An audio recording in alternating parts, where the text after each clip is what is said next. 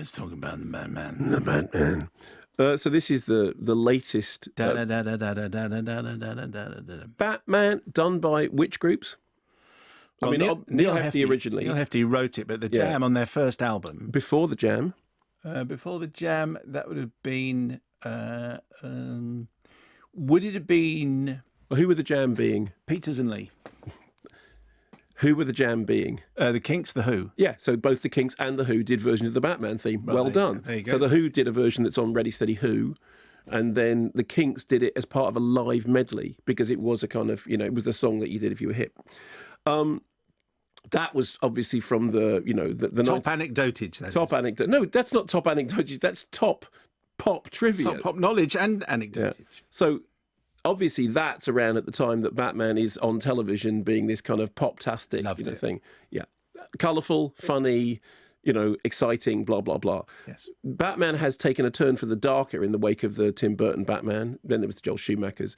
And then, of course, Christopher Nolan. So now, the latest version, Robert Pattinson stepping into the dual role of billionaire crime fighter come bloke with a rubber fetish, Bruce Wayne Batman. This film is set in a rain-drenched Gotham. I haven't seen so much rain since Blade Runner.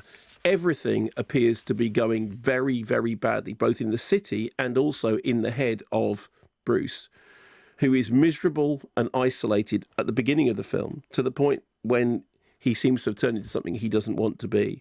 There's an election. There is corruption. There are murders. There are video clues left by a creepy guy with glasses and a face mask and the manner of a kind of typical internet keyboard warrior who's been spending too much time on the dark web. The murders come with messages, riddles that are fixated with the idea of lying, of corruption, of everyone being a liar, even respectable politicians. So the thin blue line hasn't been so much blurred as completely obliterated. There's lots of talk about rats, flying rats, informants in the underworld and vermin everywhere. Here is a typical clip from The Batman. Hey, what's going on? Who's the mustache with the broken nose? It's Kinsey, narcotics. He's one of the guys that got into it with at the Iceberg Lounge. What are you saying? Kinsey moonlights for the Penguin? No, he moonlights as a cop.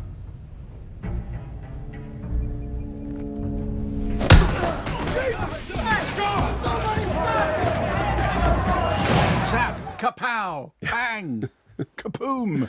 It is funny how, because that for ages was the definitive version of Batman, the zap, kapow, boom, and then the Burton, which was referring to the kind of Frank Miller and all that stuff, that took it into a. Everyone thought the Burton was going to be darker and more gothic than it was, and then Schumacher made it all kind of pantomime-y. And then there was Nolan. Of course, there's the Ben Affleck Batman. Is Ben Affleck still? Is he in the Flash? Anyway, whatever. So the thing with this version is three things. The first one is I think everything after the Nolan Batmans is going to feel a little bit like a footnote. Correct. Because those three movies are pretty definitively, okay, that's what you can do with an inverted commas, a comic strip movie. You can make the most expensive art house movie you've ever seen. I do remember saying this about Batman Begins, coming out of Batman Begins with Nigel Floyd and going, I've never seen an art house movie cost that much money, but it's incredible. And I think each one of the, whatever the pros and cons of the individual, Batman Returns, Batman Begins, Dark Knight Returns, they are of a piece, they are exceptional. This looks completely different. This is rainy and, that beautiful kind of IMAX photography that Christopher Nolan gave, the spectacle. This is spectacle, but it's like, there's a lot of the film that looks like you're squinting in the rear view mirror and you can't quite see what's going on because there's so much rain and pestilence. In fact, there is one chase sequence, a vehicular chase sequence, in which it's actually quite hard to get a handle on the geography of the chase because the way in which it's shot is so much, rear view mirror, rainy, blah, blah, blah. It's kind of, part of me kept going, just stand back for a minute and just give me a master shot so I can see where this is happening. But obviously that's part of the aesthetic, which is that the whole film is meant to feel like you're kind of completely crammed into it. Second thing is, I think the cast are very interesting. I think that Zoe Kravitz is this kind of, feline-like cat burglar. Colin Farrell, I watched the whole film without realising Colin Farrell. And I have to say, incidentally, Jared Leto, that is how you use makeup to create a character rather than to primp and preen and walk around like an idiot doing that ridiculous accent in Paragon. That is how you do makeup acting. You make I believe, I watched that character. There was no part of me that thought that's Colin Farrell with a whole ton of makeup on. Not at all. I didn't even realise it was Colin Farrell. I know it's really stupid because other people will have read the articles. They will have known that he went into Starbucks wearing that, makeup and nobody recognised him. But it's the acting is just, okay, that's how you do it. Yeah. Jared Leto, take a leaf out of his book. I think that actually Robert Pattinson does a pretty good job because when you think that ever since the Twilight movies, Pattinson has done very brave career moves. I mean, he's worked with people like Cronenberg. He's really tried hard to do something interesting with his fame. But what's fascinating about The Batman is it's the closest to the vampire role of Edward Cullen that he's done because his Batman is basically a vampire. He's somebody who, walks around in the dark looking sullen, and rather than Edward, who's kind of, all glittery, he looks gothy, and the whole voiceover is, I'm not who I should be, everything's awful, he's full of self-doubt and self-loathing. And what were you going to say? You were about to... I was just going to... the narration, I really struggle with the narration all the way through. It didn't need... Also, why is Batman narrated? Why is he in a voiceover booth? Why is he telling us this story?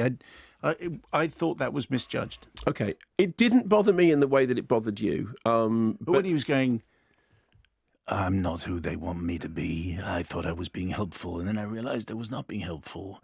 But I'm going to be different, and I'm going to stop. I don't want you at a counsel therapy session. I just want you to biff somebody. Go biff somebody. Get out there. Okay, do some biffing. So in a way, that's the point. In the same way that what the film does with its comic strip archetypes is closer to what the movie of Joker did with the character of Joker. So, for example, Catwoman, not quite. Penguin, not quite yet. Riddler, well, that's interesting. You know what I mean? It's like a way of backing off from the cartoonishness, backing off and putting it into something which is, obviously it's not social realism by anyone, but it's kind of backing off and bringing the animal characteristics back into the human. So you're just hinting at them, with the exception of the Batman himself. I think Paul Dano is, he's always great in everything, and he is convincingly cracked. The fact of the running time bothered me much less than I expected. I did go in thinking, okay, blimey, 3 hours. And when it finished, I thought, oh, all right, well, that went much faster than I had thought, not least because the third act, which is always the thing which lets things down, I thought didn't. I thought the third act was actually pretty decent, and it didn't just turn... It becomes a bit of a disaster movie. Yes. Would you say? Exactly. Maybe that's why. Yeah, and I love disaster movies, and it does indeed turn into a disaster movie rather than turning into a Marvel movie, rather than turning into a movie in which a bunch of people with very big superpowers or whatever it is just hit each other. Yes. Which is what, the Justice League stuff and all that stuff, which I'm not interested in.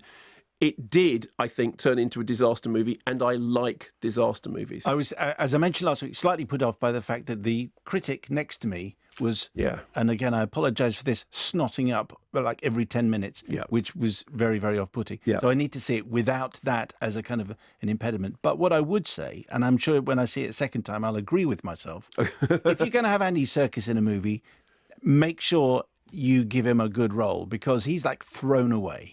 He's in 4 or 5 key scenes, but then... Come on, it's Andy Serkis. I know, but I presume... And, well, also, there's a thing at the very end in which somebody else who's in the credits is going to throw forward to it. Well, actually, I missed the last 10 minutes. I know. I have to say I was pleasantly surprised, not least because I had gone in thinking... look, I don't think it's not the Nolan movies. It's not...